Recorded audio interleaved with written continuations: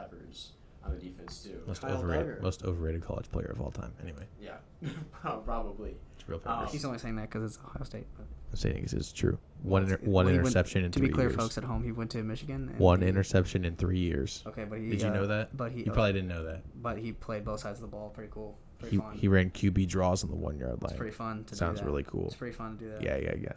Did he die? Was that good? Did he die? What was that? Did Robert De Niro die? Oh, yeah. Wow, that's really sad. You haven't watched The Joker? I've seen that scene. That's the best movie of all time. It's one of the Sigma movies. It's the best movie of all time. There's no other movie that's better. Obvious. Oh, I'm still recording? I started it. Oh, Can you tell me why when I start recording... Hello, everyone, and welcome back to the Inside Sports Podcast. This is Season 2, Episode 3. My name's Cole. That's Joey to my left, and Jay Cruz to my right, folks. Let's go ahead and kick off the episode. First, I'm going to touch up on soccer just a little bit. Nothing really happened this past week except for when we filmed. It was released. We lost to Northern Alabama. We are now sitting at 1-3-3. But we do have a game this Sunday against UIC. It's our first game after a 10-day break. They really got a very, very long break, so it must have felt nice for those girls. And hopefully we can kind of spend this a lot of time to really kind of improve just a little bit more. But like I said, folks, because there wasn't a whole lot that happened, we're just going to go ahead and jump right into volleyball. Shout out Joey's computer for that noise. Yeah, that was... Let's go ahead, Joey. Tell me a little bit about volleyball, and we just had the Saluki Bash here, which people are usually very, very excited about. Yeah, it seemed like we had a decent start to Saluki Bash, winning against Alabama A&M, but we lost against Arkansas State and Eastern Illinois in those last two games. Sadly, we sit at 6-3 right now, and we got the Saluki Invitational next weekend. Thursday is the game, and then I guess we have Friday off, and then a game on Saturday. So it's an interesting schedule, I guess. But it seems like with volleyball, it was still a bit of an issue last week with some of our height issues, at least in terms of some of the younger people. I'm sure Jordan can attest to that a little bit. He was broadcasting some of the games yet again. But the depth at every position just seems very, very ridiculous that we're starting to notice once again. We talked a little bit about it last week, just with how good Natalie has been, how good CC had been, just everybody being so strong up there up front, spiking and everything. And I just think we'll be able to bounce back in the Saluki Invitational next weekend. Glad to hear that. And Jay Cruz, what are your thoughts? Yeah, a couple of freshmen that have really stuck out to me, especially early on. Emma Strminska, the setter from Slovakia. That could be like her nickname or something. The setter from Slovakia. She's been very, very good. Her and Anna Jaworski have done a little bit of a tag team, getting Anna some time to rest on the bench a little bit. Obviously, the last couple of years, she's been really all we have in terms of really good, consistent setters. And Vienna Elliott as well. 6'3" freshman. Height was a big, like you mentioned, a big downfall for us this week in a lot of our matches. And she came in, played really well at times, but made a couple freshman mistakes. I think she'll get better at as the season and her career goes on. I also want to mention that CC Bowman has made a little bit of a transition from being just an all-time outside hitter to being a libero/defensive specialist as well. And she's done really well at that. And it just, especially when you're coming off a season of a torn ACL and having to sit out as much time as she did, for her to come back and even embrace a completely new role, learn a whole new position, it's a big deal. And it's going to prove well for this team as they continue to go along in the season. Very, very impressive from CC. You're absolutely right. And so they sit at 6-3, and they have the Saluki Invitational, as Joey was talking about, this Thursday and Saturday. And then finally, let's talk about football. They had a great win against Northern Illinois. This marks our second straight year where we have defeated an FBS opponent. Now, Northern Illinois is a part of the MAC, and Northwestern's a part of the Big Ten, so it's quite the difference there. But nevertheless, Northern Illinois is a good team. They knocked off Power 5 Boston College recently. And so, Joey, tell me what you saw from that game. Yeah, I think yet again it was the defense that ended up shining in this game. We won 14-11, and we had 3 picks. We won the turnover battle 3-0. I don't know what more you could ask for from your defense that, again, like I've mentioned multiple times in this podcast already, had that super weird situation with the defensive coordinator. So props to them on the defensive side of the ball, especially in that secondary, to be able to have that type of performance this early in the season against a tough opponent. FBS, of course, against FCS. We're showing that we can compete with the FBS teams, and I really love that as a Saluki fan myself and everything. But Do we want to Rocky Lombardi? How good of a quarterback is he? Actually, Former Michigan State quarterback. Yes. He Yes. had to transfer out because I think his job was getting taken by Peyton Thorne at the time, Yes. who is actually now at Auburn, and Noah Right. Kim was a starter at Shout Michigan out to State. Michigan State. Shout out to Michigan State. We'll be talking about them just They've a had a little pretty bit good later. weekend, haven't they? I don't know about that. Not I really, don't know about no. that one. But nevertheless, yeah, I mean, he's pun intended. He's a little bit rocky as a quarterback. You know, he has some good Yeah, games. He has some yeah. bad games. I think Northern Illinois is a good home for him. Nevertheless, he did not have the best weekend against our Dogs. And like you said, our defensive thing, or the way our defense played. I don't know why I couldn't finish that sentence. But Jay Cruz, we play SEMO. Yeah. Is it Division 2? D3?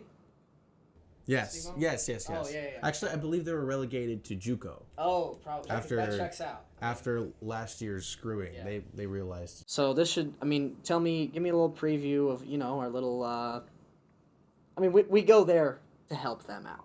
Yes. We feel We bad pay for the bills. them. That's why we go. Like the Cubs do for the Brewers and every team in the Central.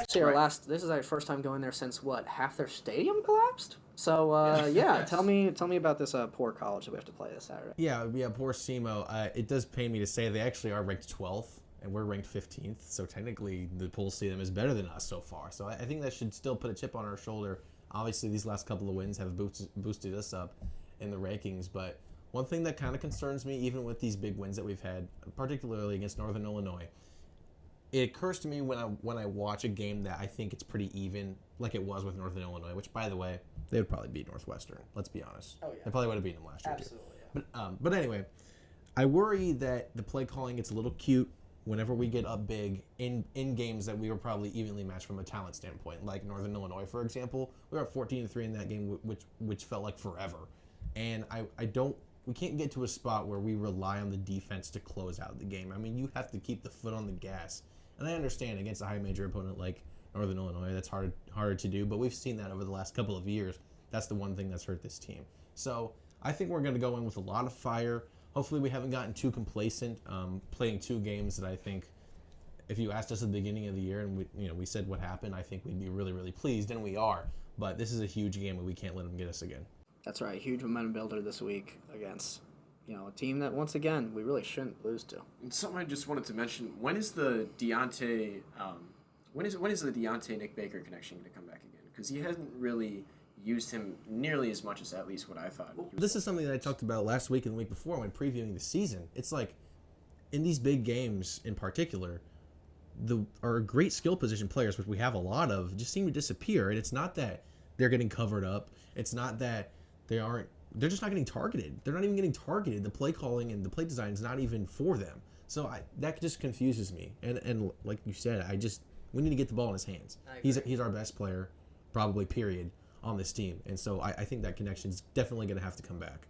Yeah, but Hartrip has been pulling the weight a little bit, but nevertheless, I mean, right, you got to get all your playmakers involved, not just one. So completely agree with you there. Unfortunately, no interview yet again this week, folks, but it doesn't matter because we're moving on, and I've got some real fiery takes for college football this weekend.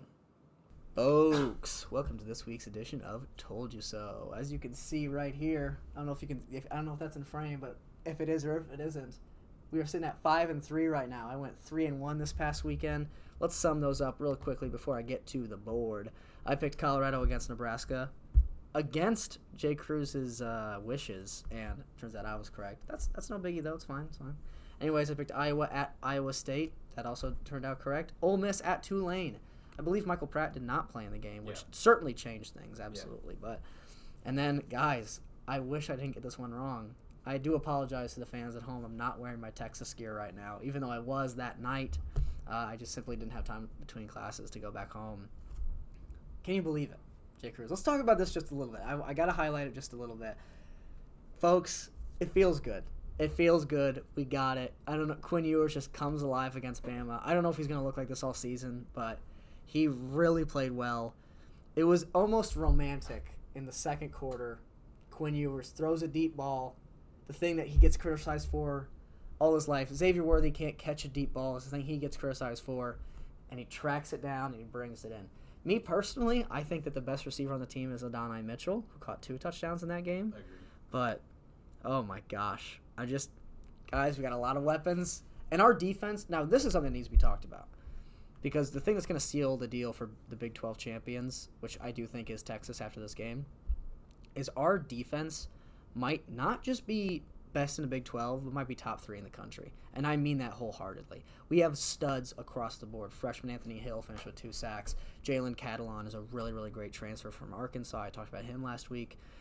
Jahdae Barron, he's awesome. I mean, we just got, Devondre Sweat, the 365-pound, 6'5" D tackle. I mean, Ethan Burke had 2 sacks. Shout out the white boy on the edge, man. I mean, that was insane. I'm very, very excited for the rest of the season. But folks, that's last week. That's last week. Joey, are you tracking me? Is it on the board?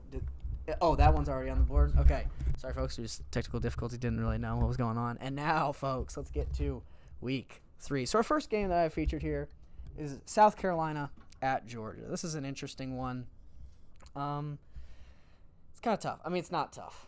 I guess I shouldn't be saying that. But I feel bad for South Carolina. I thought this was the year they're going to put it all together. But Shane Beamer has had some very, very questionable press conference moments where he's been blaming refs, blaming everybody except for his team, which sometimes is the right thing to do as a coach. But every single week, it's not exactly the right thing to do.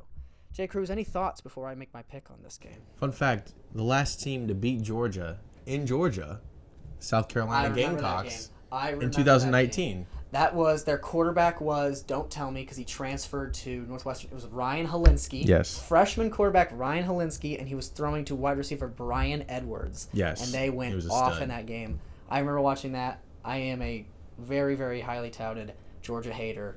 That being said, folks, I mean, this one's not hard. Georgia's winning this. The only thing the only reason that I want to pick them is because South Carolina did pull off the magic last time. And I do think that they have a lot of talent on that roster. Nevertheless, Georgia's rolling right now, even though they've only played 2 FCS teams. I think there's a chance. What's the spread in this game? Isn't it 27.5 in favor of Georgia? Mm-hmm. I'd keep your eye on that, folks. Yeah. With the offense that South Carolina runs, it's going to be closer than that. I do have a stat with that. Please, Jake. Kirby Smart is only 16-24-1 against the spread as a home favorite since he's been in Georgia. Wow, isn't that crazy? Yeah, backs you up. That is not a good number for winning 2 national championships. What's interesting is you think about every big game that they've had there, like last year against Tennessee, a couple years ago when they had Arkansas come into town, they covered in all those games. But it seems like maybe the games against low major opponents, they kind of just turn it down a little bit. That is the thing that's always very scary about Georgia, is they can absolutely turn it on for the high major programs. But as you said, these middle-of-the-pack teams, that's why for years and years before these past 2 seasons, they would get upset. Remember, they would always lose one random game to whether it's South Carolina or maybe it's a LSU, something along Auburn those lines. A couple times too. Auburn a couple times, Florida would get them. Nevertheless, folks, let's move on. Penn State at U of I. Shout out Marcus Daly, my brother, now a freshman at U of I. He also bought me this mic, folks. That's why you can see here I'm holding it. Shout out Marcus Daly. I was going to try and go to this one, but doesn't look like it's going to be able to happen. Tears. Me, personally, I'm going to go with Penn State in this game. I think that Penn State's just a better team. In fact, they might be my pick for the Big Ten. Because Michigan looks good, don't get me wrong, but Michigan hasn't played anybody. And you can say the same thing about Penn State. Yeah. Maybe this is just my brain doing there's something new, right? But Drew Alar is probably the best quarterback in the conference, and I feel pretty confident in saying that right now. I think that he's probably better than J.J. McCarthy by just a little smidge, and you know how I feel about the Ohio State quarterbacks. Devin Brown, change your number. 33 is not a quarterback's number. That's gross. Jay Cruz, I don't know. Is that a crazy take to make? It may not be a crazy take to say that they're going to win, but Brett Bielema, who's been the coach at U of I for the last couple of seasons, we say U of I because we're from Illinois, so there's a lot of people I'm sure watching in Iowa or Idaho who might be a fan, or Indiana. True. Why is this Hercules happening? over here. Hercules keeps breaking the table. Just leave it. It's fine. Who maybe this is their U of I or Indiana's IU, right? Anyways, I'm going to start that over. University of Illinois. Yes. So Brett Bielema, since he's gotten to the University of Illinois in 2021, he's actually 8-2-1 against the spread after a loss. You may remember Illinois just lost to Kansas, who shout out to Kansas too. They look like they're putting back-to-back relatively good seasons. They're probably the team I'm most afraid of in the Big 12. Probably back-to-back bowl games, almost certainly at this point. They had their way with the Illinois defense, who through 2 games that they don't look very good. I expect the Penn State to be able to run up the score, but maybe Illinois keeps it closer than I think. So maybe if this stat comes true, 38-24 might be around what we're expecting. Sleepy 11 a.m. kickoff too, so I'd be worried about that. Right, exactly. And folks at home may remember the game, the famous 9 overtime game, which was the longest tenured college football game in history, where Illinois did come out on top. And that was in Penn State though, wasn't it? In Penn State, 2021. Shout out Sean Clifford. Right, maybe at home, Brett Bielema gets it together. Nevertheless, folks, we're moving on to LSU at Mississippi State. Oh, LSU is slow after the Florida State game. Well, folks, we got something for you here. We're going with our first underdog pick of the week. I think Mississippi State ends LSU's supposedly awesome season. I think after this game, we will get the question, is Jane Daniels the quarterback for LSU? Because I've heard reports that their backup, Garrett Nussmeier, is a much, much better quarterback. And Jane Daniels, I said this from the start, Jane Daniels at number 2 in the Heisman odds before the year had even started was absolutely ridiculous. That makes no sense. He's one read and run. Now, he's added a little bit more to his game than that. But nevertheless, I think he's highly, highly overrated. I think Mississippi State has one of the better quarterbacks in the conference in Will Rogers. And Mississippi State, I think they got this fire under them after the Mike Leach passing, which is very, very sad. R.I.P. Mike Leach. I think this is a way for them to show out at home in front of a full stadium. Hail State. Let's go Bulldogs. Jay Cruz, what's your thought on that pick? So before we get into that stat, it's kind of a small sample size, but since Brian Kelly's gotten to LSU, he's 0-3 against the spread as a road favorite. So I agree with you. I think Mississippi State, particularly for LSU defensively, they can expose them in a lot of different ways. Mississippi State's running the ball now, like you mentioned, and the thing about LSU, you said you don't know if they'll find out after this game if Jane Daniels is the real quarterback. That'd kind of be something I'd want the answer to before this game, because if they lose this one, they're gonna be 1-2. They're not making the playoff. They're not even gonna get close to the playoff. Absolutely not. So that's something they should probably figure out before they head to Starkville here. But the only thing that worries me about Mississippi State, I want them to win this game, is another 11 a.m. kickoff. The cowbells are annoying to play in front of at any time of the day, but I do wonder if this game was at night, I'd say heck yeah, Mississippi State's gonna blow. They might even blow them out. Right. But I'd be worried about this one. Just because it is 11 a.m. I think that's a good point to recognize. I don't care. I'm going with the team. Who's the coach at Mississippi State now? Who did they replace? Zach Arnett, who was their defensive coordinator last year. That's what I thought. Okay. And he's, up to this point in the season, they beat Arizona in overtime last week. I don't think they're a terrible team either. Yeah, Arizona's on the come up. They're more running the ball defense based, which is a complete 180 from what Mike Leach was doing last year. Again, rest in peace to the legend. Another quick stat I just heard by the way, like a couple hours ago. Let's hear it. Mississippi State, Will Rogers, right? In the air raid, he's thrown a ton of passes per game. He's only thrown 46 passes in the first 2 games this entire season. Seriously? I believe over his career, he's had 22 games where he threw 46 or more passes. That is a which is just ridiculous. Yeah. It shows how much of Things a 180 they've done. Yeah, but I think that probably will help them because, again, rest in peace to the legend, but let's be honest. The air raid system that Mike Leach has run for a long time has never won huge games. Mm-hmm. It's never beaten teams like LSU. It's never beaten teams like Alabama. It'll beat most teams, but not all the best ones. So I think they're better built to face off against teams like LSU. I think you're absolutely correct there. And so finally, folks, this leads us to our last game of the week, Washington at Michigan State. It's important to note that Mel Tucker is now out at Michigan State after receiving a giant contract extension 2 years ago.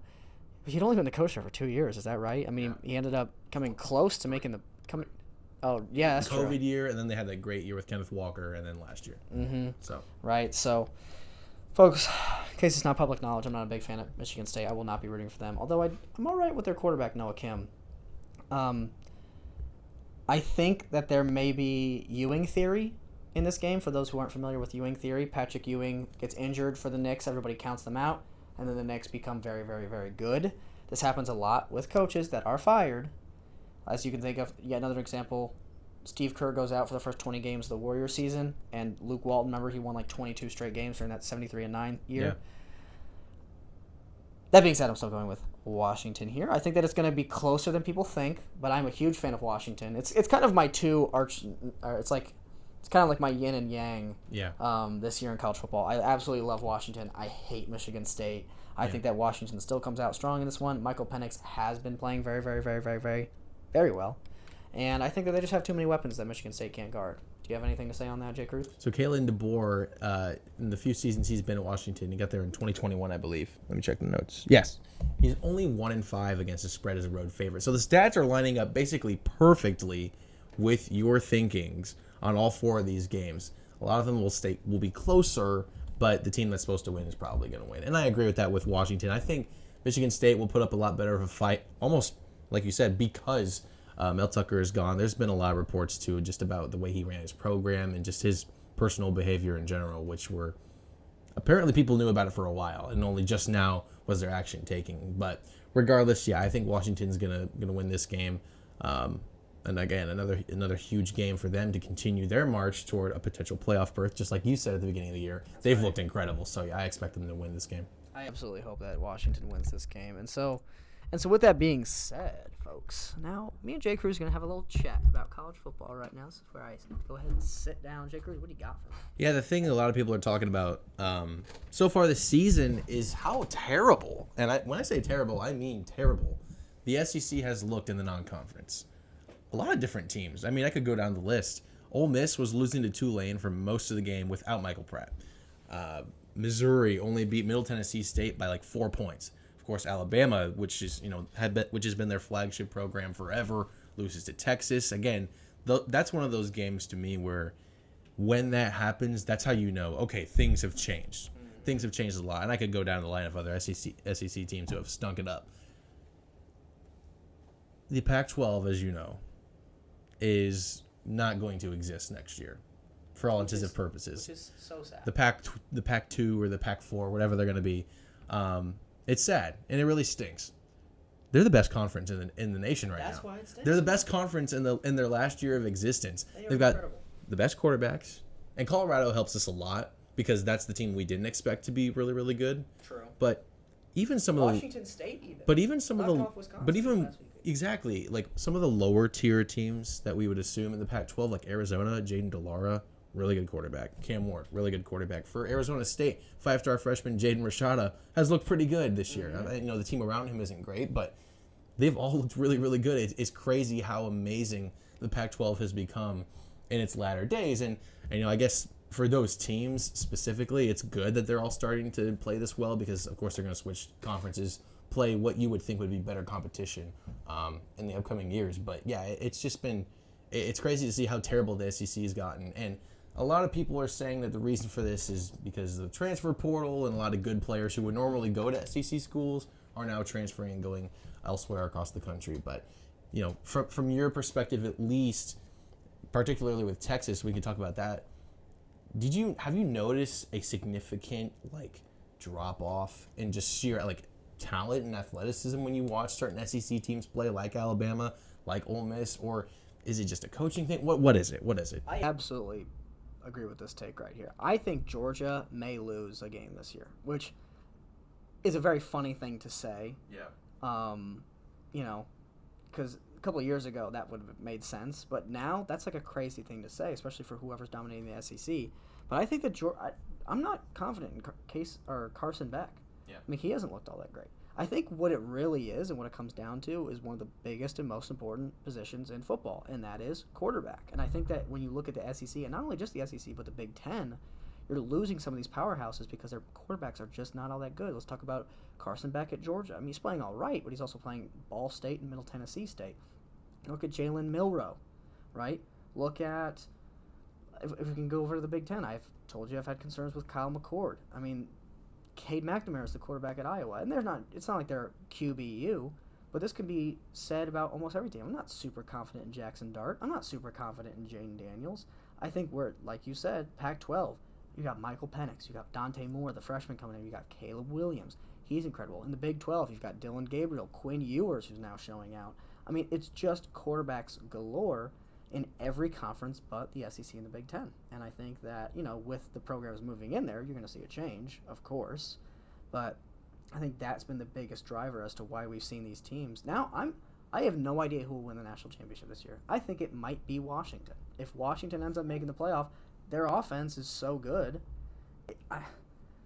I'm not all that confident in Carson Beck. I think that Georgia has a lot of turnover on the offensive side. One thing that I worry about with this season is the thing that people always say, and we talked about this around March Madness time last year. Mm-hmm. People always say they want Cinderellas. People say they want these huge upsets, but in reality, this past year's March Madness tournament was the least talked about tournament I've ever been a part of since I've been alive. Absolutely. And I feel like we are heading to a playoff, for example, that would include, let's say, Texas, Penn State, Washington, and like Florida State or whatever. Wouldn't that would be be awesome. fun? For people like us, it would be awesome. Wouldn't that be great? But I just think there are a lot of people who out there who say they want that, and they really don't want that. And those people the people like that are fans of Ohio State, Michigan, Alabama, Georgia, or whatever, who say they want it. The most fans. Exactly, and who also make the playoff seemingly every year at this point, or at least 2 of those 4 in the playoff every single year, 3 or 4 last year. So yeah, it's going to be a really, really interesting thing to see how the rest of this season pans out. The three or four really teams who dominated the 2010s and who were looked up, as the top of the sport, even if they had like a down year, like they were still looked at the top, like Alabama, Clemson, Ohio State, Oklahoma. For all intents and purposes, those teams have kind of taken a back seat to Georgia, Michigan, maybe now Texas. So maybe That's early for Texas. Maybe for Texas, but I mean, Texas did just beat Alabama though. I know. On the road in Alabama. We gotta call. We can't keep getting clowned. I'm the only person who believed in Texas. So I'm going to ride them the whole season, even if you don't. In them, but we can't put out the bad juju. Did you see the trap that Holly Rowe tried to set for Quinn Ewers? What'd she do? I don't know if you guys could edit it in. Is there any way you guys could edit it in? Potentially. But she basically asks him. She goes, she's like, if you had one thing to say to Texas fans across the country that see this win over Bama, what would you say? And then it's like the perfect Texas is back trap. But Quinn answers and he says, we still have a lot of work to do. There's a lot of season left. Yeah. And I was like, Sam Ellinger would have said, we're back. Hey, don't you dare talk trash on That's not trash, my buddy Sam. Saying what he would have said. Nevertheless, I think... Oh, the pain. Oh, something in my heart. Oh, it happens every week now. I don't even know if that's actually funny. Please comment or something. Just look my face. Just stop watching us if you don't think that's funny. Yeah. Because then we'll know that our view count is lower. Yes. As you guys can probably tell, I'm about to talk some MLB. And now, yeah. I think right now, we just had some breaking news right now that I want to touch upon. I wasn't even going to mention this. It was going to be a short one. Max Scherzer is out for season. That just got released just a little bit ago. We're recording this on Wednesday. I don't even know what injury it is technically, but I mean, as we know, he's been dealing with injury concerns the past couple seasons, and it's always something with him. Yeah. And I'm so saddened about all that. I love watching him play. Like I mentioned last week, it's always so annoying to see that he's back. He gets 6 innings pitched, and then he strikes out like 10, 11, 12 people, whatever. And then everybody always thinks, oh my God, he's back. Oh my God, Mad Max is back. I'm ecstatic. But he's not going to be able to be in that hunt this year in the Texas Rangers playoff push. And, well, I don't even know what else to say about it at this point. Yeah. I'm not going to make any notion about is his career done or anything, but like it's just almost expected at this point now. Yeah, him and DeGrom. I mean, the Rangers have basically just taken on the Mets pitching frustrations of your fantastic Hall of Fame pitchers not being available because they get hurt for whatever reason. And as a guy who is a fan of the Rangers, me, number one Rangers fan, they are technically still in the playoffs right now. They've actually started to win a little bit over the last week, and right when they look like they're starting to gain some life back, this happens. It's just sad. It really is just sad. And again, this is a team that hasn't been good in a while. Not really since basically the Jose Bautista bat flip ended them. Basically, that run of really good baseball they had for about 5 or 6 years there, and unfortunately for for them and fortunately for the freaking Houston Astros, who just seem to get everything they need to to continue this run that they're on. Yeah, magically. Yeah, magic trash cans. It just stinks. It just stinks for baseball. It stinks that the best pitchers can just continue to have this happen to them, and in terms of his career, like you posed at the end there. I don't know what this means for him. Honestly, I don't know where he goes. I don't know another team that's going to sign him to as big of a deal, and maybe that'll end up being good for like a team in the league if he's able to stay healthy, but he hasn't proven that so far. Right. So what are we really supposed to say? I'm probably overreacting out of emotion, but I still think a team will probably end up signing him next year. But I think the days of him getting this 5-year, whatever $1 million contract that's freaking huge are over, because I think teams are just gonna realize, well, your injury concerns are too much for us to think, wow, we can actually commit to you. Yeah. And even if they want to trade for him in the deadline in the years following all this, I don't know what his actual contract is. So he got traded to the Rangers from the Dodgers? Mets. The Mets. Yeah. This year. What was his contract with the Mets? I'm not exactly sure. The contract I keep thinking of is Verlander's, and his was like $80 million for 2 years or something. I think Scherzer's might be similar. I'm gonna look that up real quick. Anyways, my point is, I just wonder, if do the Rangers have to re-sign him this year or something like that?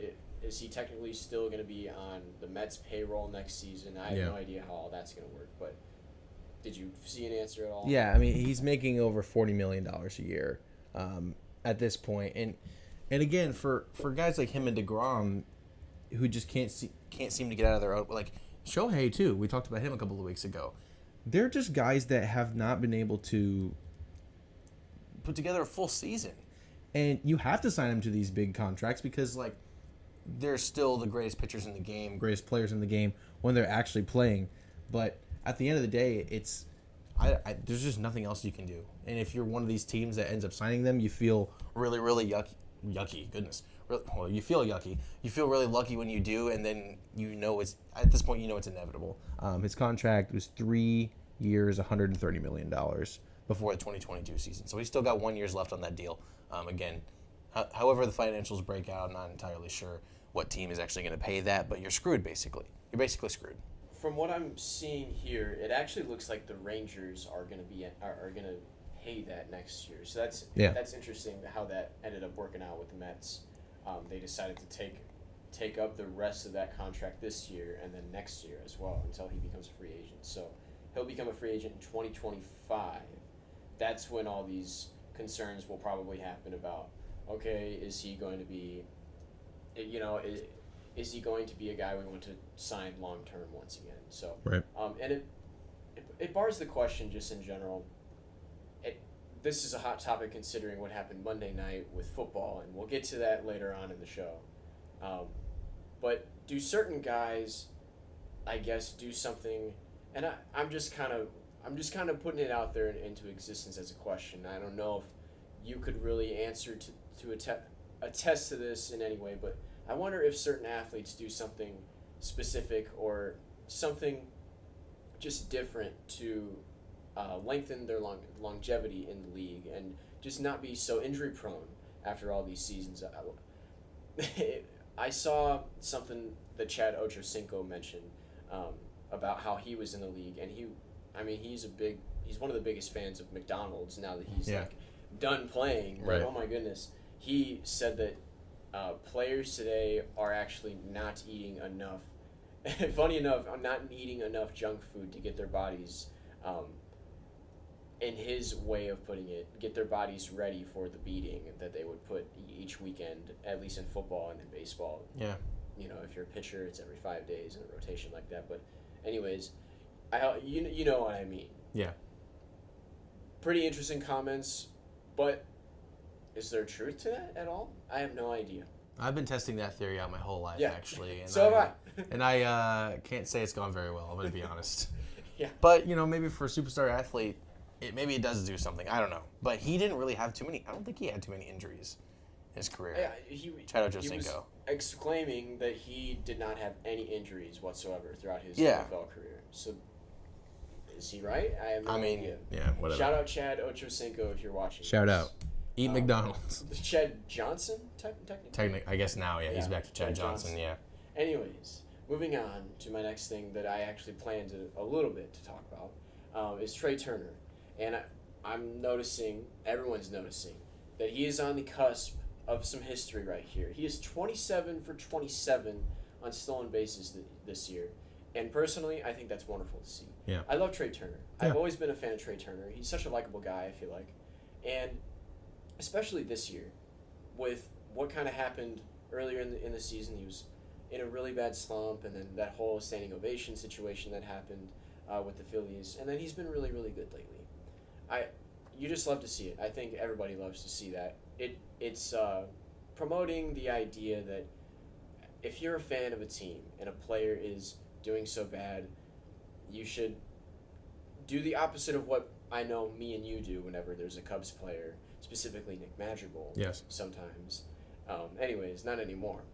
Regardless, whenever a player's in a bad slump, performing bad, you should always have their back. At least if you're a fan of the team and you want him to be successful, and not go all over Twitter shouting really mean words at him, like I do sometimes out of rage. Yes. But I really enjoyed that story earlier in the season, and it's just this is just a continuation of that. I want to say, and I love seeing it, and it'll be really great. It would be really great to see him break the record of having 100% in stolen bases this season. Yeah, no, it would, and like you said, he had a really, really bad slump. Philly fans, more than many other fans of this country, are ruthless, but they did have the standing ovation for him, when he was playing bad, just to let him know that they're still behind him. And look what he's done since. I mean, his Phillies team in particular has basically claimed that top spot in the wild card. They're going to get a home playoff game against somebody. Hopefully it's the Cubs. But yeah, Trey Turner, and he's one of these rare examples where a guy, in baseball it's so hard to do because you're trained for so long to do one thing really well, particularly at the plate, right? He's transitioned into kind of more of a power hitter almost. Like this guy hits a lot of homers. He had a huge one against the Braves in the middle of this week. And again, you just see how he's willing to adjust. He's had to go through so much. This season, after getting that huge contract from Philadelphia, everyone wanted him in free agency. And for some players, they don't see that as a ton of pressure. They think, oh, well, I already got paid, so I'm not going to put a ton of pressure on myself. But he still did, and he's come through. He's come through. So I just want to put out the question of specifically with the stolen bases thing. Do you think Treya is going to actually avoid trying to steal more bases throughout the rest of the season to try to break that record? I'd love to have him on the Inside Sports podcast to maybe ask him. Well, he is watching. So yeah, he's watching. Hey, Trey. Hey, Trey. Come on the podcast. But I don't know. I wonder if that's going to be on his mind the rest of the season.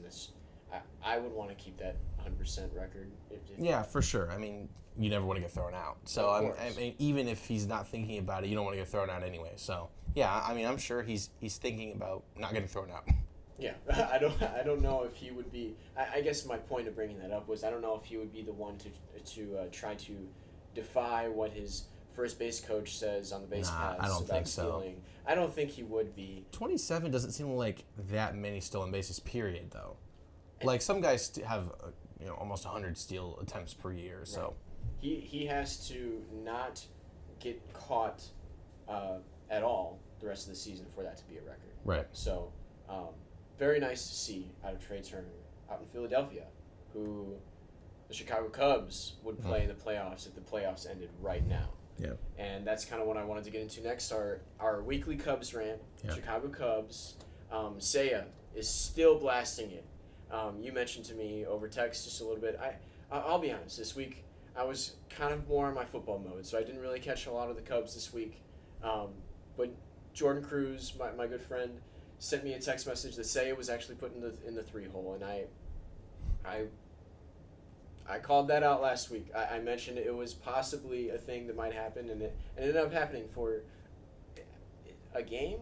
Is he still? He was today as well. Yes. He was in the game that's going on today. So it's still going on. So he has earned David Ross's trust then that means where's Ian Happ being put at then? They basically just switched him 3 and 6. Okay. So Happ's 6 where he should have been all season For long. months. For months. Ian Happ Sometimes even as a lefty, you could have made that argument. But especially when he's batting from the right side, he's just not as good there. He's actually been okay. He's gotten a lot better hitting from the right side lately, but it's not 3-hole worthy at all. I never understood. He didn't do it last year. Last year when Ian Happ was batting righty, he put him down in the order. And for some reason this year, he just forgot. Did he forget? I don't know. I don't understand because Ian Happ's whatever. Regardless, yeah, Seiya has been incredible. I mean, I don't know. Again, we talked about it last week. This is the Seiya we always thought we were going to get when we initially signed him at some point. He's not, we shouldn't expect him to be the best player on the team, but he should be in the top 3 for sure in terms of our best hitters, and he has been. And unfortunately, it hasn't turned into as many wins as we would have liked. As this we're playing right now, as this is recording, we're about to lose 2 to 3 to the Colorado Rockies, but that's more pitching related. But anyway, yeah, Seiya's been yeah, Jameson Tyone, shout out. But yeah, Seiya's been great. And speaking of, you mentioned Ian Happ being in the 3-hole for most of the season, David Ross. Speaking of David Ross, comments or miscues, I guess is the word to put it. He had a comment earlier this week about some special Cubs prospect that got called up, Pete Crow Armstrong. I guess it wasn't even about, okay, it was about Pete Crow Armstrong. Yeah. He mentioned that this is not the time for developing players. Yeah. That's interesting to say the least, but I'll say it. I kind of liked it. I kind of like the comment. Yeah. We're in a playoff race right now. Yeah. We can't waste time watching a player develop, watching a player make all these mistakes on the base paths, striking out easily. We just can't take the chance, and he has to go with his players that he trusts the best. Players that he's gotten to know throughout the season. And I get it. I think, I don't know, I would love to develop him more if we had the opportunity to, but we don't have much room to be able to do that. If we had a 5-game lead if we were in the Brewers spot right now, Yeah. I'd say, maybe we could do that for a game against the Rockies, right. And I'd be fine with it. But, well, okay, we did. What am I trying to say? We did do that. He got a start today. Yeah, he started on Tuesday against the Rockies and on Wednesday today when we were filming this. So he said 2 starts which now. is like contrary to what he said he was going to do. And it seems like Mike Talkman has just kind of been reserved as a bench player recently, which he wasn't playing as well, but I still don't understand why he can never play anymore. While guys like Patrick Wisdom, who I forgot was on the team, honestly, is still getting consistent at bats. Mike Talkman came in the game last night, hit an absolute 410-foot rocket to center in the 9th inning. Yeah, that's one thing that bringing Pete up, and which, by the way, he's been incredible with the glove. So that has really saved the team in some aspects, and I think his glove will continue to be an important part as the season goes on. But I don't understand why you make the comment of, yeah, we're not here to develop guys, but he's played in every single game this week. David Ross has done that a couple times this year, where he said at the beginning of the year, Christopher Morel, yeah, we're going to have to find a way to get him at bats. Or we're not going to find, excuse me, goodness, my mic's going to fall over. We're not going to get him at bats or whatever. Like, it's going to be tough. And then in his first 12 games, he has 9 homers. It's just like, I don't understand what his thinking is in a lot of these situations. And credit to him for keeping the team together. We had a lot of lows this season. Hopefully we're not entering another one right now. We had a lot of lows, and he's kept the team together, but he still just makes some interesting decisions that I don't know how you can get behind them. And are these miscues by Ross, I guess, about is it some type of miscommunication, I wonder, with the player development scouts who have said that we're worried about, Christopher Morel doing whatever it is on the base pass or even at the plate? Do we blame Ross? Do we blame someone else? I don't know, but he's the manager of the Chicago Cubs, so he's one of the biggest figures here, so I have to kind of blame him for a evaluation of Christopher Morel to start the season. He obviously should have been on the opening day roster. And you have to remember, as we continue this season and we look at how many games we're up and how many games we're back, you have to remember, beginning of the season and this Some people will debate this. I think this is true because I can think of games off the top of my head where David Ross's managerial decisions cost us games solely based on that. And obviously it's up to the players to execute. But there were times when he solely by himself cost us games. Probably a minimum of 5 games in the months of May and June I can think of that he was the reason. And so as we come down toward to the end of the season, huge series this weekend versus the Diamondbacks. Absolutely, it's outrageously huge for this team. We could lose our spot in the wild card race. We could, and we've got the Pirates and then these Rockies who, I mean, they took us 2 out of 3, so let's not act like they can't do that at our place too. This is the time. I mean, this is the best time for you to be a manager that is not trying to think too hard about things. It's not that difficult to say, okay, this guy's playing good, let's play him. Okay, this guy's not playing good. Oh, this guy hit 1 homer, let's just start him every single. No, you can't make these rash decisions, knee-jerk decisions that it seems like he does every single week. So, yeah, as exciting as this is, there are times, especially when we lose, that I think, man, beginning of the season we blew so many easy wins that and now we're having to worry about missing the playoffs. When in my eyes we should be pretty comfortably and be in the Brewers spot. Yeah, I specifically with certain spots of people in the lineup and where people were playing in positionally on the field, and then just in general, like signing Eric Hosmer and Trey Mancini, Luis Torrens, Edwin Rios. This is a long list, unfortunately. Miles Masterboni. He's still on the team. I do not like Miles Masterboni. I'm so either. sorry. He's probably listening to this, but he's a great guy. Oh my goodness, I have shouted you all over. I've shouted you out all over Twitter just because I hate your guts. I'm so sorry, but he's not a good player. He shouldn't be on a big league ball club. I don't know if he would be on any other big league ball club. So, where is the thinking that he deserves a spot on our opening day lineup over Christopher Morel? Over Morel, over Nelson Velasquez, who looked pretty good at times last year. He's killing it for the Royals now. A lot of different guys. Matt Mervis even, who I'm kind of sad we haven't seen him.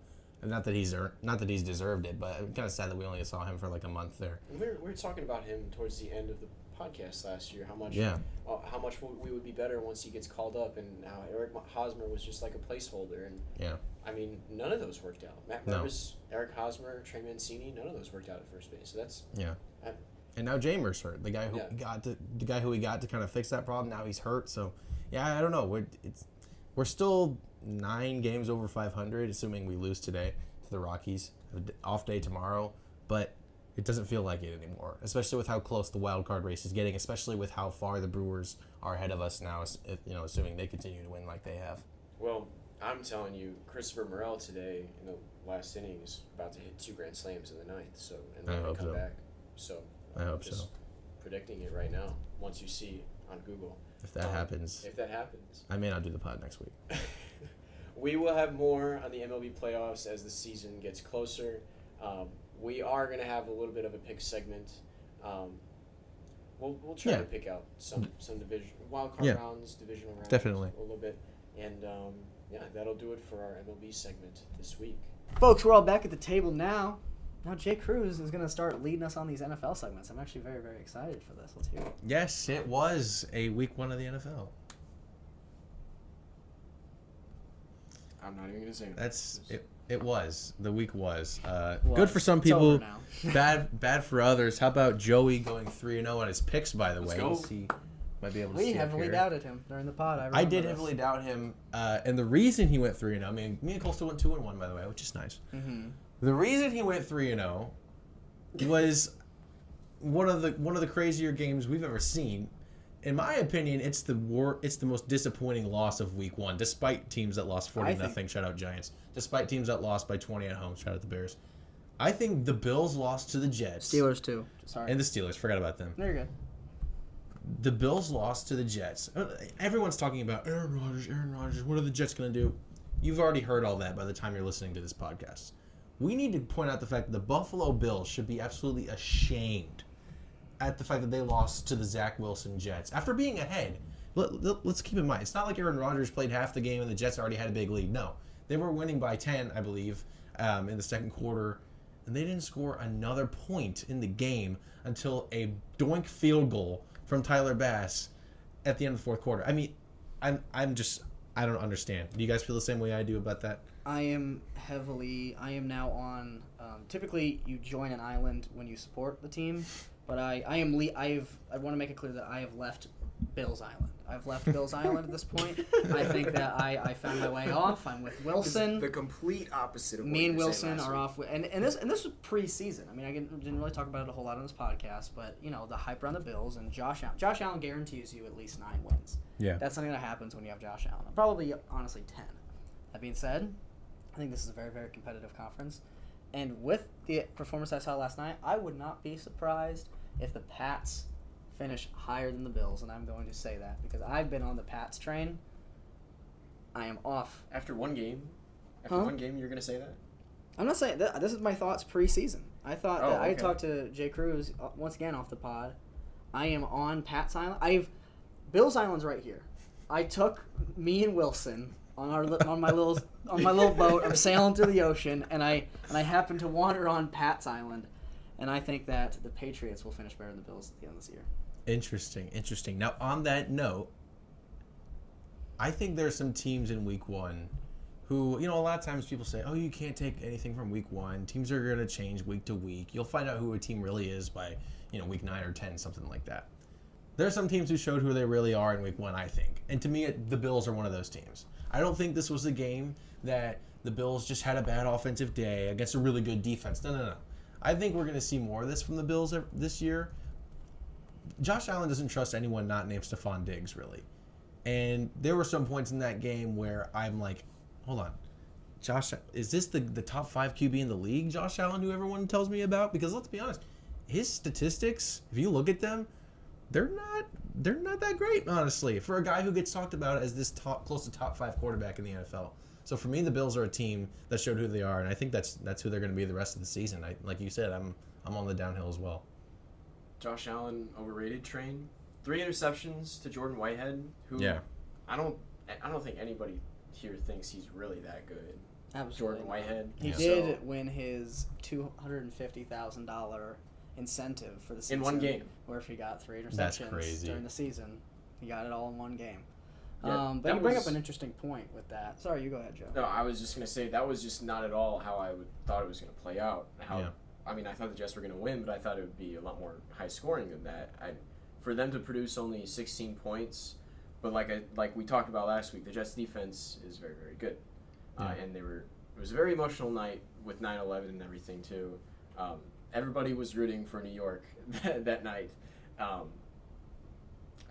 seeing some smiles. I'm not smiling. It was 23. Wasn't it 22 years ago? But yeah, it is. The Jets scored 22 points. See, Never OJ's forget. quote. Never OJ said forget. 9/11 is just a bad day for New York. No way. Really? But yeah, that just wasn't how I thought it was going to play out in my head. Yeah. And the other thing that we didn't mention on the pod is because when we filmed the pod, I had no idea this was going to happen. A couple hours after filming, I got a text from a relative of my family that said they won 2 tickets to the Bears-Packers game this weekend. Oh my God! Yeah, you guys had no idea, of course. And Did they win? and she got them from me. She told me when she won them, she was going to give them to me and my brother, who is a Packers fan, sadly enough. And so I was in attendance for this week's Bears-Packers game, a game that, if you heard me on the pod, I have been dreading the whole off season. I didn't want to play it. I said we should forfeit as opposed to losing this game on the field, and that's exactly what happened. We lost the game on the field. I actually thought the Bears played okay in the first half, just missed a couple of opportunities, and I was pretty confident, even though they were down by 4, that we might come back to win this game. The second half was one of the more dominant performances I've ever seen from a single team. And it hurt that much more just because it was the Packers. But at the same time, I left that game being like, okay, I'm used to this. Unfortunately, I'm used to this feeling of the Packers absolutely dominating us. Joey, for you, and I hate to even ask this question, I don't really want to talk about the game anymore. How good did it feel? I guess just being all the talk in the offseason was, oh, Jordan Love's coming in. This is the end of an era for the Packers. How did it feel for you? I'm sure it felt great. yes. This was the most satisfying win over the Bears in a while, I would say, because in years past, I always just it was just a given that it was a free win on the schedule at this point. I think of everything that I'm most impressed with everybody surrounding Jordan Love, the pieces that he had, because I think everybody was claiming that he doesn't even have a lot of good pieces in the wide receiver core. His tight ends are both rookies. His defense is overrated, whatever, and I think they're severely underrated at this point. And Matt LaFleur, and specifically Adam Stenavich, the coaching job that they did in the second half was insane. They had a play, the Aaron Jones catch off of a screen that actually started off as a play action. So Jordan Love rolled out to his left, but he threw all the way across the other side of the field to Aaron Jones to his right, where he had 3 blockers right there. Nobody was around to get him, and they ran right with Aaron Jones, gave him the way. You could run a semi through the hole that was there, the couple holes that were there, where there were only a couple Bears defenders anyways to even stop him, and he hit like 21.5 miles per hour. Point is, he has some pieces there that are going to make him comfortable the rest of the season. So I'm confident enough in saying that he is going to be a decent QB this year. I don't know if it's more because of his actual skill set, but it's because he has the pieces this season that's going to push him to that way. Right before kickoff, I had a moment I did not want to have. But after Christian Watson was announced out, I don't know why, but to me, I had the thought, like, well, now that he's out, we're definitely going to win this game. Like, I didn't want to say it out loud, but in my head, that's what I was thinking. And then I get to the game, and I see the Packers run out on the field, and I'm just looking at all the players and stuff, and I'm like, oh, yeah, that guy's still on the team. Oh, yeah, Kenny Clark's still on the team. And, oh, yeah, A.J. Dillon's still on the team. Oh, yeah, Aaron Jones. And this happened over and over again, especially with a lot of the guys on the defensive end and their O-line. I'm like, oh, crap. They're actually still better than us from a talent perspective. And so, yeah, it was just an interesting weekend, interesting thing to experience in person. And in terms, just for the Bears, we'll get into the picks here. Just for the Bears, I'm not really that concerned, honestly, with the season, but it was a terrible, terrible game for a lot of people. The coach is terrible. Justin wasn't great at times. Really, overall, he wasn't that great. Offensive line, terrible. Defensive line was really terrible. They let Jordan Love basically just stand there. He could have taken a nap on some of those plays, and he diced him up in the second half, like he should. So credit to the Packers, and yeah, terrible game for the Bears coaching staff. Now, the picks. This is what you all come for. The Told You So segment. Cole and I went 2-1. Joey somehow went 3-0 because I don't know. I still don't understand. God loves me. Game number 1 Crazy thing for this week. The Ravens traveling to Cincinnati to play the Bengals, who is another team who had a terrible week 1. Probably maybe the worst week 1. Joe Burrow only 82 passing yards in the entire game. Cole, do they bounce back at home? I'm going to say no. I think that we never see September Bengals. It's never really their full form. I think that the Ravens probably end up winning this one. Not handily. Bengals very well could win it, but nevertheless, I mean, we've seen Joe Burrow in September, and it's almost never his time to shine. I mean, it just isn't. Obviously, I'm like a half Bengals fan because I absolutely love Joe Burrow, but I think that this is the Ravens' game to lose. Why not? I don't care that's in Cincinnati. I mean, they're going to show out, but they just can't. They can't do it. I think that it's just a whole different animal when you're, in September. And maybe that's on Zach Taylor, but I don't know. I don't know if there was anything from the Ravens last week that makes me think that they were super dominant. I guess they played the Texans, a rookie quarterback, C.J. Stroud, who I know you love, Jordan loves, but Jordan Love. I was hoping someone would say goodness, that. Jordan Love reference? He's just always popping up everywhere. Thanks for watching, Jordan Love. We know you're there. Yeah, he's watching. Anyways, I just definitely think that this is going to be a bounce back week for the Bengals. It's at home against the Ravens squad, who I don't know if they really impressed anybody last week. OBJ was their second leading receiver in that game with only like 30 yards receiving, I want to say. I have it right in front of me. I'll get it here. But anyways, I don't see a talented QB like Joe Burrow and Jamar and Joe Mixon having as bad of a week 2 weeks in a row against the Ravens at home. And teams that start 0-2 rarely make the playoffs. I think only like 10% of the time they do. I don't think anyone in here thinks that the Bengals are going to miss the playoffs. So No. I don't want to say that starting 0-2 means that you're just automatically out of the playoffs, but I mean, the odds are not in your favor to make the playoffs if you do. I just think it's kind of... I think they're going to win. I think agree. it might be handily, too. You're going Ravens? I agree. I'm going Bengals. I think the Bengals. Bengals are going to bounce back. Game number 2. This is going to be one heck of a game. I'm excited for this one. The Chiefs at the Jags. It's one of those things like I kind of wish this game was later in the season, but we're getting to it right here at the front. We haven't talked about the Chiefs-Lions game real quick. Shout out to your Lions. 1-0. I think the entire country feels like the Chiefs were probably the better team, and had Kadarius Toney not had blocks for hands, they probably would have won that game. But the Lions did what they had to do, and they won it. And the Chiefs start 0-1 going against the Jags, who took care of business against the Colts and Anthony Richardson, who also had a good game. All things considered, on Sunday, Cole. Better than CJ Stroud. He has a better team around him. Anyway, well, actually, I don't know if that's true. Actually, yeah. With Jonathan Taylor, maybe, but... Hey, it's all good. This one's tough. This one's a coin toss for me. Do we have any idea whether Travis Kelce's back or not? If I had to guess, I'd say he'll be back. But he's still... I think as of this moment, he's probably still 50-50. But if I had to guess, I think he'll play. I think, let's see, Joey's pulling it up right now. Nevertheless, I love the Jags so far this season. Trevor Lawrence really took... I mean, his week 1 performance was very, very, very good. I think that it's going to be tough to really decide here. And I want to say Jags. I think that the Chiefs really have an issue outside of wide receiver. I think the Jags might be on par or as good as the Lions this year. I think that, they'll probably both win their kind of mid-tier divisions. I think that they both have very good and underrated quarterbacks. Trevor Lawrence is probably even a better quarterback than Jared Goff. And the Jacksonville has probably better weapons than the Lions. So if I'm just measuring that up, I think that, Patrick Mahomes, Kadarius Toney,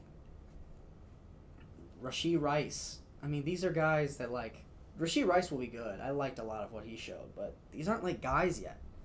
And Chiefs kind of need a guy, and if Travis Kelce's not playing, I'm going with the Jags. I think that Joey's got it pulled up right here. The spread is at 3.5. I don't see the Chiefs winning by more than a field goal. I'm going to be honest in that. I know it's Patrick Mahomes. I understand that. But if they're also missing Chris Jones on the defensive side, I mean, it was tough without Chris Jones. If Chris Jones plays in that game, similar to Travis Kelce, they probably win. So I'm gonna go with Jags. I mean, I'm okay with taking a more of a shot. I know that I took a shot with the Ravens back there, but it's not. I don't play the game to win like Joey Bernard does. I play for the love of the game. What? That was like a shot at me somehow? I play for the love of the game. Chris Jones and Travis Kelce returned to practice today, and that's about the only update that we have. They were both limited, it seems like. So it seems like they're progressing somewhat to be able to return to practice in some form or fashion. Well, it says Jones is probably going to be playing, so that... Yeah, you worry about Russ there, though. He hasn't played in a while. Yeah. And guys that hold out typically don't come back in full form. That's right. Or they come back in the most full form, like Von Well, Miller sometimes. yeah. But those guys are few and far between. Yes. I mean, you're absolutely correct. Is Chris Jones' love for the game even up there anymore? It seems I like don't know. he just wants to do it for the money. I don't know. I don't know. I don't About want the to money. put anything out there. Who are you picking, Joe? I'm going Chiefs. I'm sorry. It's Patrick Mahomes. I'm sorry. I don't think they're going to... I mean, same thing, like I said, with the Bengals. I don't foresee them going 0-2. And 0-2 teams generally don't really make it to the playoffs. So, Chiefs, all the way. I think... Sorry, Oh, just one yeah. more thing that I wanted to say Mm-hmm. is that I forgot it. Literally, I said I think, and I just forgot it. So, Joe, Okay. you just go ahead. I'll go ahead and make my pick. And once again, I'm going to agree with Joey. I think the Chiefs are going to win this game. The thing that puzzles me, why are they favored? Why are they favored at all?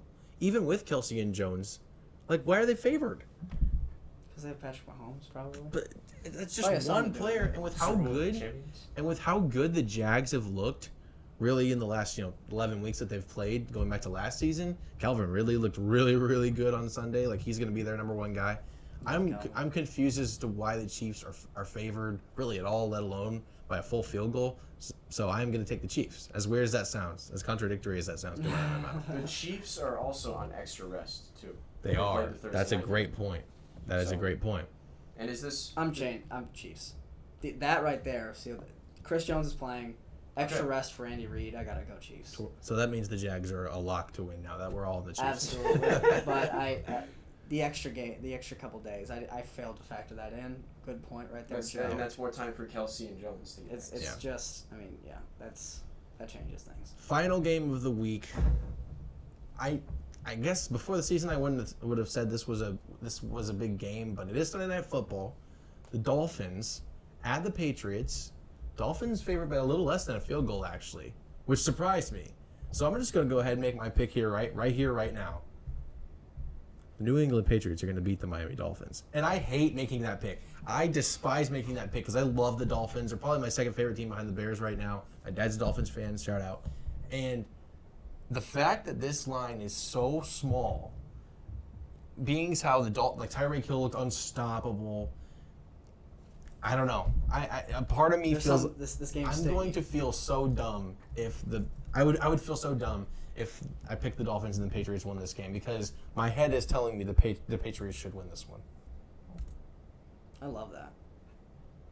That being said, I'm gonna go with Dolphins. I know I said it on the Patriots. You looked like you were going to join me on the Patriots train. I said I was on Patriots. If this game took place in November, bingo. I am taking the Pats 100% over the Dolphins. But, I mean, the Dolphins really lucked out in terms of the schedule, right? I mean, you get to go to Foxborough in September. Now, it's not going to be the warmest day on planet Earth then.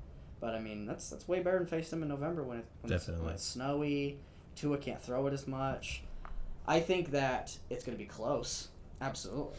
That's a guarantee in my book. That's a Cole Daly guarantee, which means that Dolphins are going to win by 40. But yes. I think that this game, people are going to be surprised by how good the Pats are. But nevertheless, I think Dolphins pull out and win this one. Who will be guarding Tyreek Hill? Christian Gonzalez or Jonathan Jones? That's not too bad. Yeah, those that's are not two too bad corners. I mean, rookie corner. Is it going to be a rookie corner, Christian Gonzalez? Christian Gonzalez is big, and he's tall. He's a rookie, yeah. I mean, I said big, and I meant fast, folks. At home, I big mean big and and tall. He's tall and fast. I think that the Patriots defense is really, really good. Remember last week, the Eagles got a pick six, I'm pretty sure, and a couple other turnovers early in the game when they started with pretty good field position. Patriots defense, other than that, played really, really well against the Eagles. So I think they have an underrated defense. Very, very underrated. I don't know how their depth chart is going to work out because I see here they have it listed as left cornerback Jonathan Jones, right cornerback Christian Gonzalez. If it's Christian Gonzalez, I don't foresee the Dolphins winning it all. I don't know if there's a big gap. I forgot they have Jalen Mills. I'm sorry to interrupt. Yeah, Jalen Mills as well. Jalen Mills there too. I don't know if there's a good secondary. Is there a big gap between how good Jonathan Jones or Christian Gonzalez is? They also have Jabril Peppers on the defense too. Most overrated college player of all time. Anyway. Yeah, probably. Jabril Peppers. He's only saying that because it's Ohio State. I'm saying it's true. One interception in 3 years. To be clear, folks at home, he went to Michigan. One interception in 3 years. Okay, but did you know that? But you probably didn't know that. But he played both sides of the ball. Pretty cool. Pretty fun. He ran QB draws on the 1 yard line. It's pretty fun to Sounds do that. really cool. It's pretty fun to do that. Yeah. This is ridiculous. Shout out Jabril Peppers. Just cool name. You can't root for a guy named Jabril Peppers. It's funny coming out of the draft. I wanted him on the Bears, which is weird because he's just a freak athlete, but he's not very good at anything. Yeah, continue. I'd say it's probably. Joey, who are you picking? It's a good way of saying. Well, I'm picking the Dolphins. Okay. All that hype, all that lead up for nothing. The one thing I will say though, the Dolphins almost allowed 2 100-yard rushers against the Chargers last week. Right. Austin Eckler, we all know, is really good, but Josh Kelly, 91 yards and a touchdown. Yeah. That would concern me, especially when they have Ramondre Stevenson and Zeke, who, in my opinion, is washed. But I could foresee him having a decent game this time. Yeah. It'll be a touchdown. It'll be by a touchdown. I will say, Dolphins did hire Vic Fangio as their defensive coordinator, and he is a defensive guru. I know that I'm picking the Dolphins, so I don't need to be making this point. Right. But I'm on Patriots Island. If this game took place a month later, I would be picking the Patriots because it's still so warm, and the Dolphins are almost like the Cowboys, where they just start hot every year. They just do, especially under Tua. Like they just always no one's ever ready for Mike McDaniel's schemes. But then once you get to week 7, then things start to look familiar. You start to drop 2 back. It starts to become different. Tua throws 3 interceptions in the fourth quarter on Christmas Eve. Which might very well happen. May very well happen. Like, Bill Belichick usually tricks a lot of quarterbacks like Tua. He can get him on the defensive scheme. Maybe so. But I love that you're with the Pats. Thank you. I love that. Thank you. I'll stand with you on And that. again, I want the Dolphins to win, but you gotta pick with your head, not your heart sometimes. So, to recap, Joey's gonna try to stay perfect at 3-0. Cole and I are 2-1. Ravens and Bengals. Cole is on the Ravens. Joey and I are on the Bengals. Chiefs and Jags. We're all on the Chiefs. Cole made the last minute switch. Had to. I hope that doesn't screw us, but I would feel terrible. Dolphins, Pats. I am on the Pats. Them two are on the Dolphins, despite who I'm rooting for in the game. But Cole, take us home. Yeah, I think that, now it's time. What did we all learn? And I think I'm going to start with Joey. What did you learn first? Jordan, I'm sorry. I gotta start it. The Chicago Bears' entire franchise are frauds, and I don't actually. You just learned this week. I guess it's not that I learned that they had been. It's that they will always be frauds, forever and ever. They will never get out of it. They will have a drought like the Chicago Cubs did of 108 years or something like that of not winning a Super Bowl, and we're only in the midst of year 30. So Jay Cruz. 70 more. Jay Cruz, you talk about what you were going to say. What do you mean? Oh, it was it is kind of related. Come on, Jay Cruz. On that note, you dropped the ball on the thing that. I learned is some NFL fan bases just are not allowed to have nice things. The Bears are one of them. 2 of the others, oddly enough, at least the big ones that from week 1, played each other. The Bills and Jets. The Bills have yet to win the Super Bowl. They had it was back in the 80s, I think, where they 90s. made 90s, where they made 4 straight, didn't win a single one. Shut up, Jim Kelly. Thanks for watching. Like, this is the best Bills team since then, and I don't think they're going to get close to a Super Bowl for a while, at least, until they rebuild. And then the Jets, they won the game, but they lost their quarterback. Nobody thinks they're even. I mean, they could make the playoffs, I guess, but like as a 7 seed and maybe get hot because their defense has a couple pick sixes or whatever. I don't think anyone thinks they're getting close to a Super Bowl anymore, though. So. Yeah, some NFL fan bases, the Browns, I'd probably put in there, but they played pretty well in week 1. But that's right. There's some NFL fan bases who, no matter how high things are looking up, it will always just come crashing down in the end. I see that. And, folks, what I learned this week is that Shannon Sharp still cannot call Stephen A. by his first name. Yeah, that's Skip. crazy. Oh, my God. I'm so sorry. I'm so sorry. Skip. Thank you so much for watching this week's episode, folks. This is the Inside Sports Podcast with the DE capitalized. Sorry, folks. I'm just so excited. I'm so ramped up today. I've got a shirt on this time, folks. Isn't that awesome? Yeah. I'm finally wearing something that has sleeves. Folks, thank you so much for watching. Season 2, Episode 3. If you're watching this on Spotify, please be sure to give us a like on there. Go ahead and follow us if you can. And then on YouTube, be sure to like, subscribe, hit the bell notification so that you know when our episodes come out. Which is looking like every Friday now, if that's correct. Yeah, we'll let you know if it changes. It's around every Friday. We'll let you, folks. We're looking out for you guys. We want to let you guys know if it ever changes. I promise you. You guys are all our sweet, sweet princes. We will be sure, and princesses. We don't discriminate. Yes. That being said, folks, you all have a great rest of your day. This has been Cole, Joey, and Jordan. Texas is back. Horns up.